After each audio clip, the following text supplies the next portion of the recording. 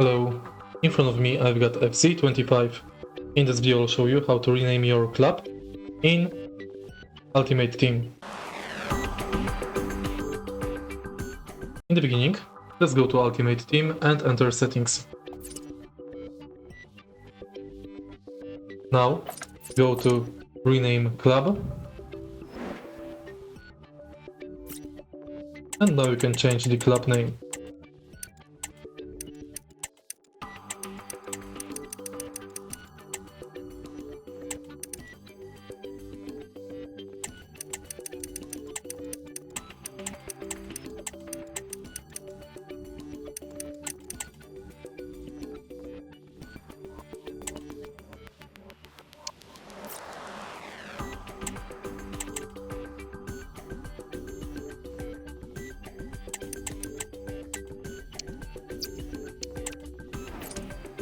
If you find this video helpful, please leave a like, comment and subscribe.